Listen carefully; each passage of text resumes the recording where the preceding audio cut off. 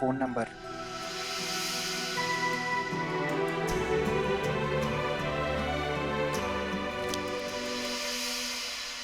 నా నంబర్ అయితే ఇచ్చాను. మరి మీ నంబర్ దొరుకుతుందా?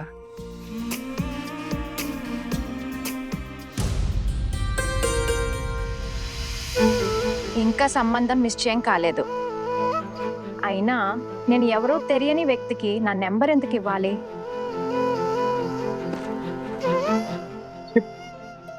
మనం తెలియని వాళ్ళం కాదుగా. ఆ రోజు కలిసాం కదా, నేనే నా చేతులతో మీకు ప్రైజ్ కూడా ఇచ్చాను, గుర్తుందా?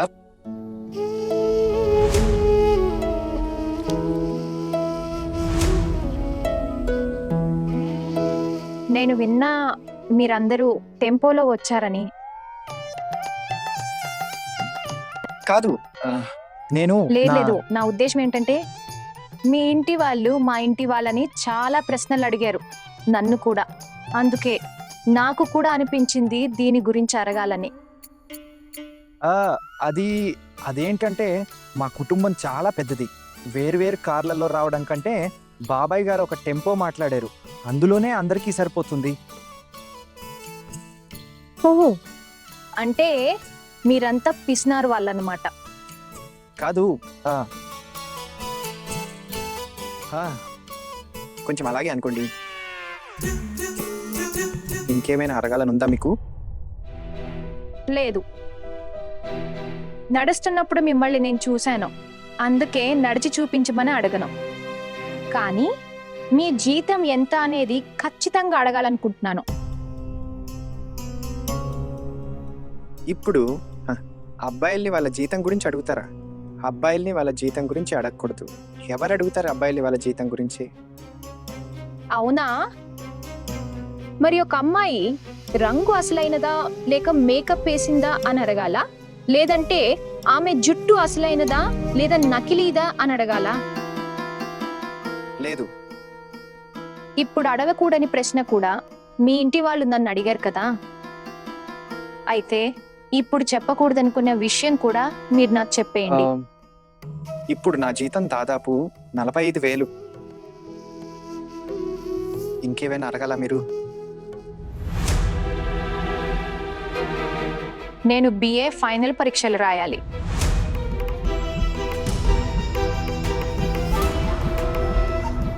ఒకవేళ మీరు నన్ను పరీక్షలు రాయడానికి ఒప్పుకోకపోతే నేను ఈ పెళ్లి చేసుకోను.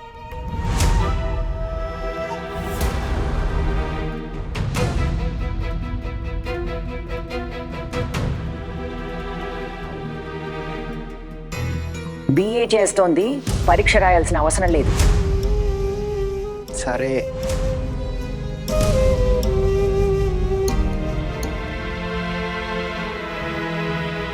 కానీ దయచేసి మీరు దీని గురించి ఇంట్లో వాళ్ళతో ఏం మాట్లాడకండి. నేనే స్వయంగా చూసుకుంటాను.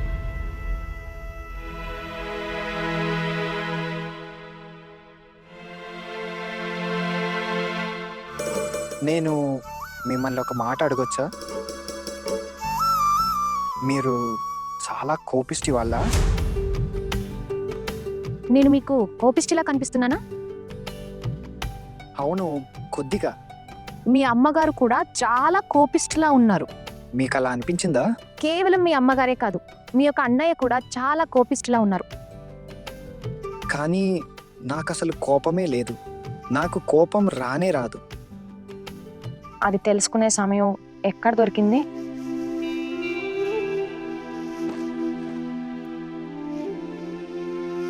కూర్చోండి, ఇప్పుడు దొరుకుతుంది సమయం.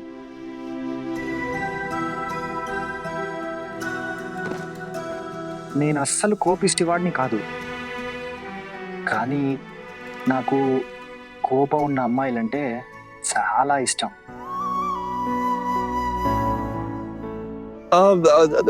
నేను చెప్పాలనుకున్నది ఏమిటంటే, బహుశా మీరు BA పరీక్ష రాయాలి అని అంటున్నారు కదా? అవును, ఖచ్చితంగా. నేను BA ఫైనల్ పరీక్ష రాయాలి, కానీ మా ఇంట్లో వాళ్ళు మీ ఇంట్లో వాళ్ళ పరీక్ష రాయకూడదు అనే షరతుకి ఒప్పుకుంటారు. ఇన్ఫ్యాక్ట్ వాళ్ళతో ఏమీ చెప్పరు, పెళ్లికి కూడా ఒప్పుకుంటారు. కానీ నేను BA ఫైనల్ పరీక్ష రాయాలి, అదే నా కోరిక.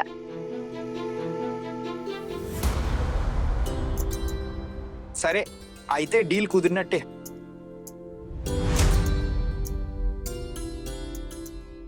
ఒకవేళ మీరు ఈ డీల్ తప్పితే అప్పుడు అయితే ఒక పని చేద్దాం, నేను మీకు బాండ్ పేపర్ మీద రాసి సంతకం చేసి ఇస్తాను. ఒక సంతకంతో ఏదీ నిరూపించబడదు. అయినా సరే చట్టం దృష్టిలో షరతుకు ఎలాంటి విలువ లేదు. అయితే మీరే చెప్పండి నేను అలా.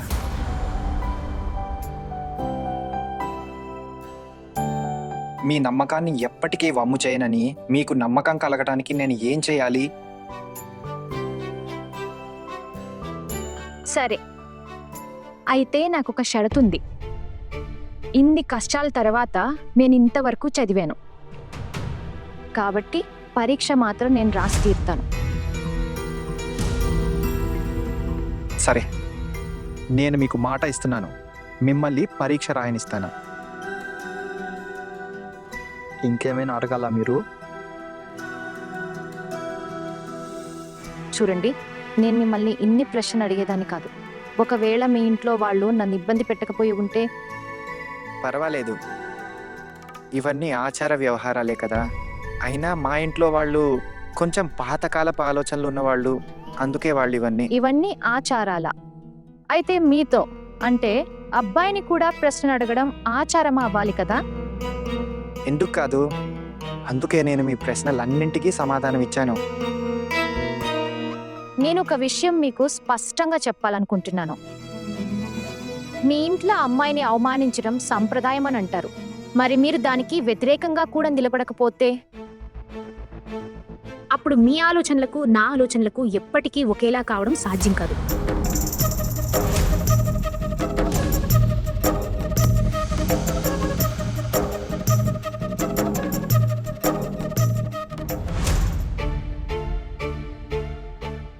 చూడండి, ప్రస్తుతానికి మా ఇంట్లో వాళ్ళకి ఎదురు వెళ్ళే ధైర్యం నాకు లేదు.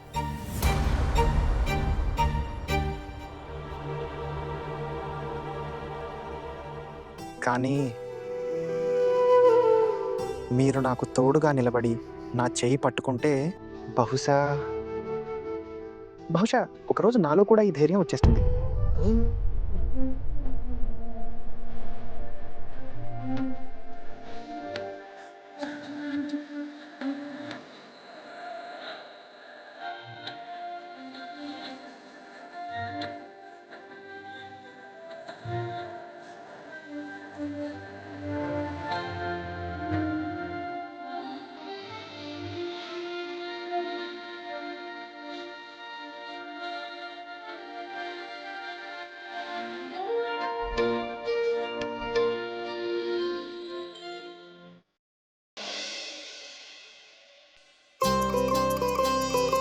ఇప్పుడు అందరూ ఇక్కడే ఉన్నారు కాబట్టి ఒక విషయం స్పష్టంగా చెప్తాను.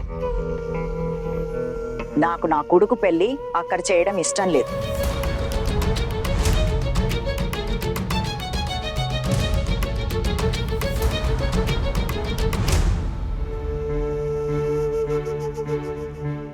అమ్మా, మీకు పెళ్లి చేయడం ఇష్టం లేకపోతే మనం అక్కడ సంబంధం గురించి మాట్లాడడానికి ఎందుకు వెళ్ళాం? అంటే అమ్మాయిని చూడటానికి వెళ్ళామంటే పెళ్లి చేయాల్సిందేనా?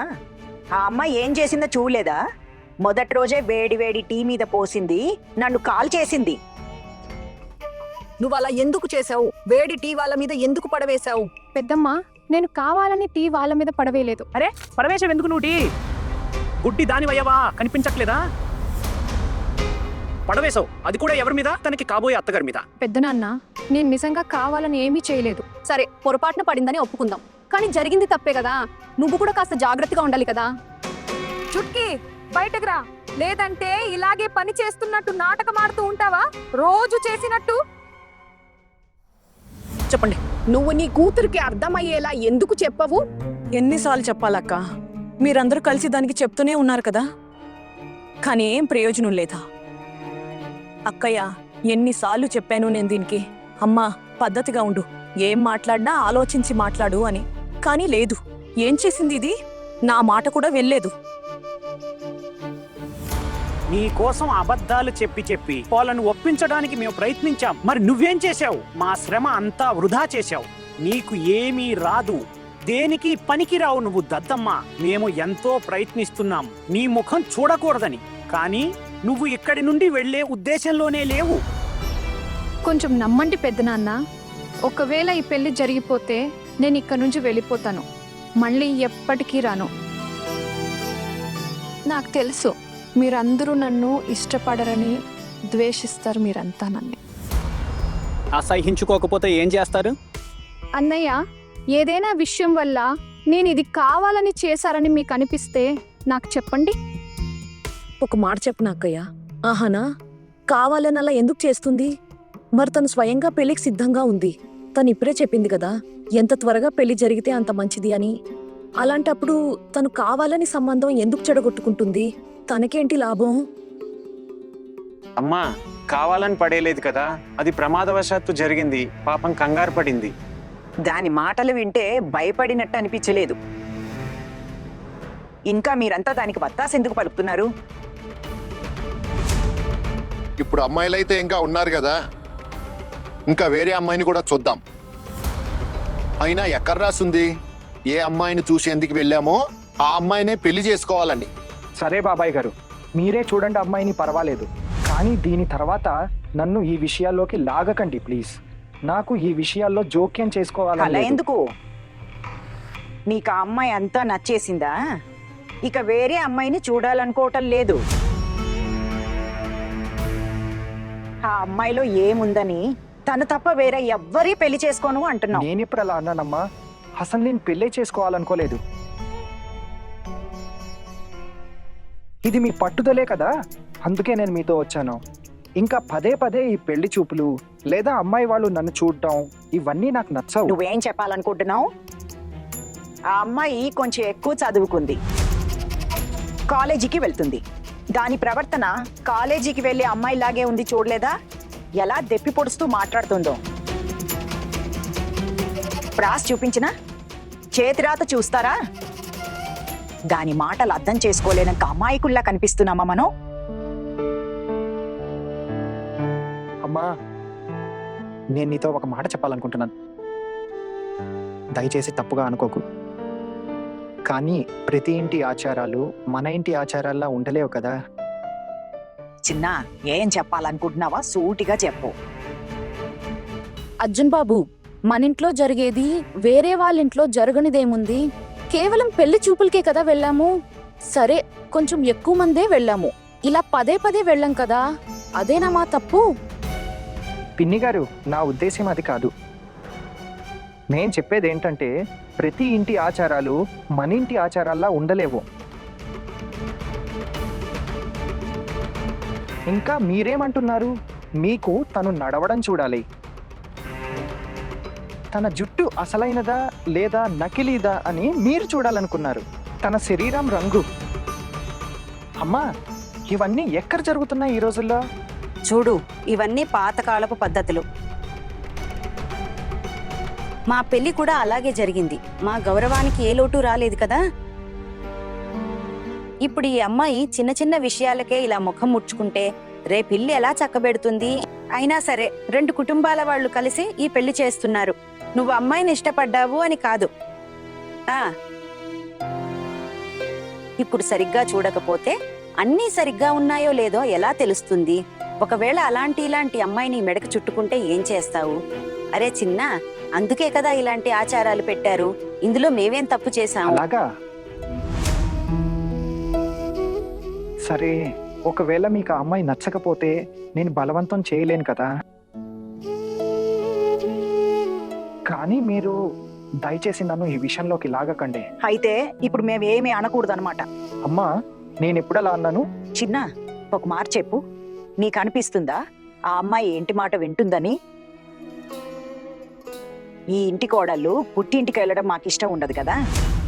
నీకు అనిపిస్తుందా తను ఒప్పుకుంటుందని? నాకైతే తను ఈ మాట అస్సలు వినదనిపిస్తోంది. అవునవును వదిన, మీరు చెప్పింది నిజమే. నేను కూడా చూశాను. ఆ అమ్మాయి నోరు కత్తెరలా ఎంత వేగంగా నడుస్తుందో. సరే బాబాయ్ గారు, మీకు ఆ అమ్మాయి నచ్చలేదనుకుంటే మీరు ఒక పని చేయండి. వాళ్ళకి ఫోన్ చేసి మాకు ఈ సంబంధం ఇష్టం లేదని చెప్పేయండి.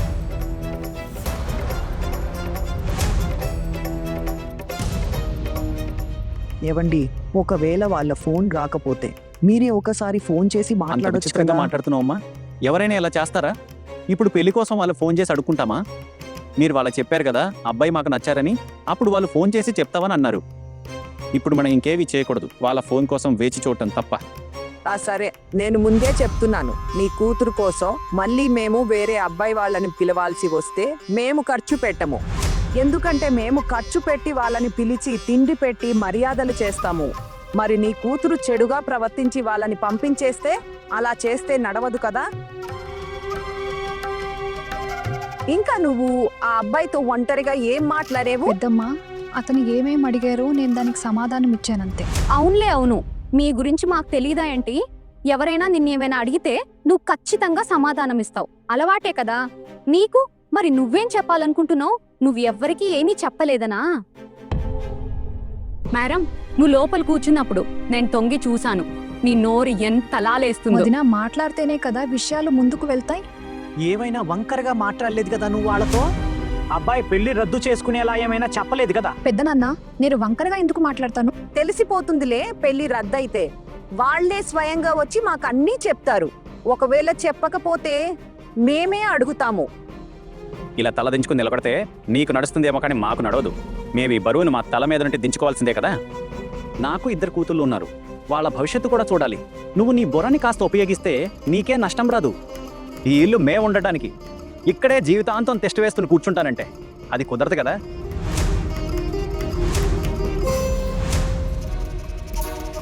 అన్నయ్య,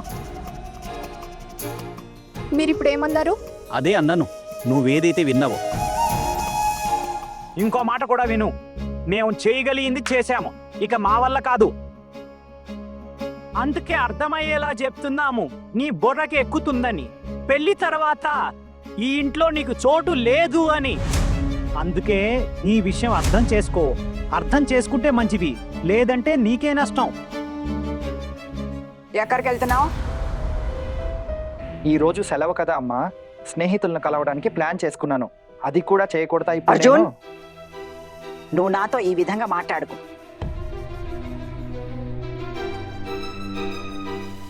చిన్న, అంత కోపడుకు. నీకు అమ్మాయి నచ్చిందా లేదా చెప్పు చాలు. ఇదేం ప్రశ్న? వీడిష్టంతో పనే ఉంది.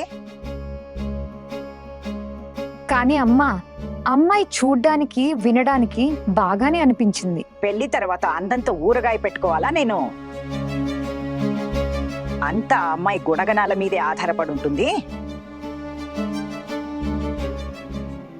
అమ్మా, ఎవరి గుణమైనా అర్థం చేసుకోవటానికి ఒకేసారి కలవడం సరిపోదు. ఈ ఇంట్లోకి అహాన రానంత వరకు తను గుణవంతురాలా కాదా అని మనకు ఎలా తెలుస్తుంది? అవునో కాదో? అందుకే నడవడిక చూస్తారు.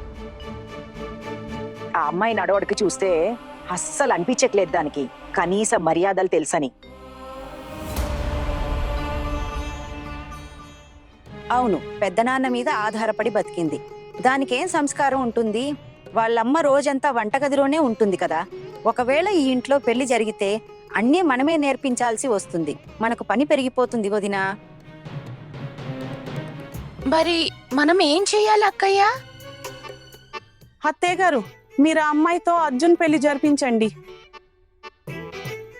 ఇప్పుడు అమ్మాయి మంచిదే, కొంచెం గడసరిలా అనిపించింది నాకు కూడా, కానీ అయోమయంగా లేదు. అయితే చేసేయండి. ఇక మీరు ఆ పుట్టింటి విషయం మాట్లాడుతున్నారు కదా, పుట్టింటికి వెళ్ళి తను ఏం చేస్తుంది? ఇప్పుడు వాళ్ళ నాన్నగారు కూడా లేరు కదా, తనకి వండి వార్చి పెట్టడానికి. అవును కదా, అందుకే తను ఎందుకు వెళ్తుంది? విషయం ఇంతే కదా. శబాష్ పారో, మామూలుగా నీ బుర్ర పనిచేయదు, పిచ్చి దానిలా తిరుగుతూ ఉంటావు. ఈరోజు బాగా బుర్ర వాడావే.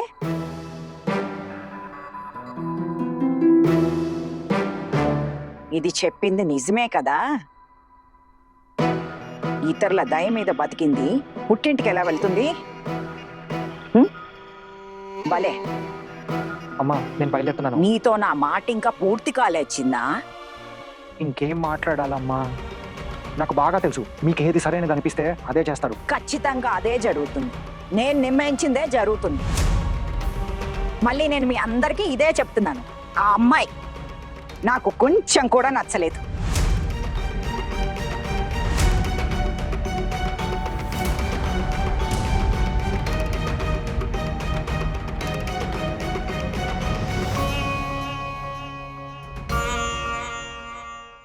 సరే అమ్మా, మీకు ఆ అమ్మాయి నచ్చకపోతే ఇక ఈ విషయం అయిపోయినట్టే కదా. అయినా నాకు తెలుసు ఈ ఇంట్లో మీరు కోరుకున్నదే జరుగుతుందని. నువ్వు నన్ను దెప్పి పొడుస్తున్నావా? దెప్పి పడవటం లేదు, నిజం చెప్తున్నాను. ఏం జరుగుతూ వస్తుందో అదే చెప్తున్నాను.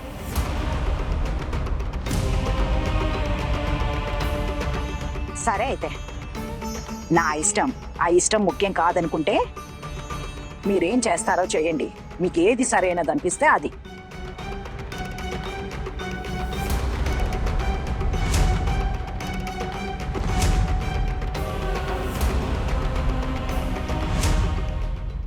అమ్మా అమ్మా శాంతించండి, ఎందుకు ఇంత కోపడుతున్నారు?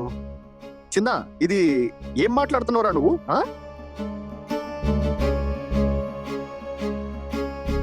వదిన ఇష్ట ప్రకారం జరగకపోతే ఈ ఇంట్లో ఎవరి ఇష్ట ప్రకారం జరుగుతుంది? వదిన మాకు పెద్ద దిక్కు. అంగయ్య చనిపోయినప్పుడు ఒక్క వదిన గారే కదా ఈ కుటుంబాన్ని మొత్తం చూసుకున్నారు. ఈ ఇంట్లో ఈ రోజు వరకు ఏం జరిగినా అదంతా వదిన గారి ఇష్ట ప్రకారమే జరిగింది. మరి నువ్వు ఈరోజు వదిన గారి మాటని కాదంటావా? ఆవిడ మాట వినవా బిడ్డ? బాబాయ్ గారు, నేను అమ్మ మాటని కాదంటం లేదు. నేను చెప్పేది ఏంటంటే, అమ్మకు ఆ అమ్మాయి నచ్చకపోతే, అమ్మా మీకు ఆ అమ్మాయి నచ్చకపోతే ఏం పర్వాలేదు. నాకేం ఒకటి అర్థం కావటం లేదు, మనం ఇంకా దాని గురించి ఎందుకు మాట్లాడుకుంటున్నామని ముగించేద్దాం కదా. సరే సరే, అర్థమవుతోంది. మీకు ఆ అమ్మాయి ఎంత నచ్చిందో అందుకే వత్తాస్ పలుకుతున్నాం. అమ్మా అమ్మా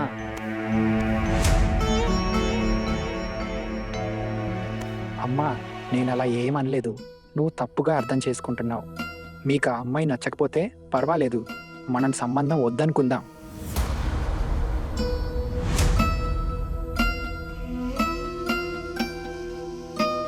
కానీ నేను కోరుకునేది ఒక్కటే, ఇక ముందు ఈ విషయాల్లో నన్ను లాగకండి.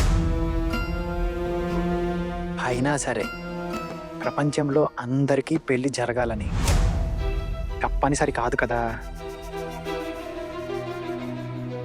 ఓ కాళీమాత, అర్జున్ ఆ అమ్మాయిని తప్ప ఇంకొకరిని పెళ్లే చేసుకోడు. మీకు అర్థమైందా అత్తయ్య గారు? నోరు మూస్తావా నువ్వు?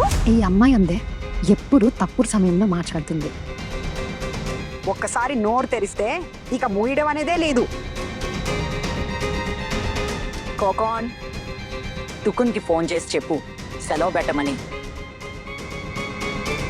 లేదంటే అర్జున్ పెళ్లికి రావడానికి ఇబ్బంది అవుతుంది.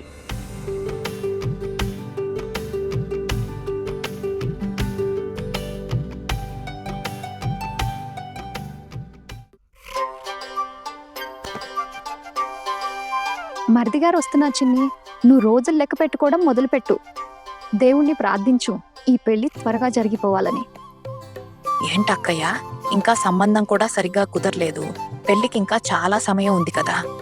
ఒక విషయం అయితే అర్థమైంది చిన్న, నువ్వు ఆ అమ్మాయినే పెళ్లి చేసుకుంటావని. కానీ ఒక విషయం ఆ అమ్మాయికి అర్థమయ్యేలా చెప్పు. ఆ అమ్మాయితో చెప్పు, ఈ ఇంట్లో ఎలా చెప్తే అలా చెప్పినట్టు నడుచుకోవాలని.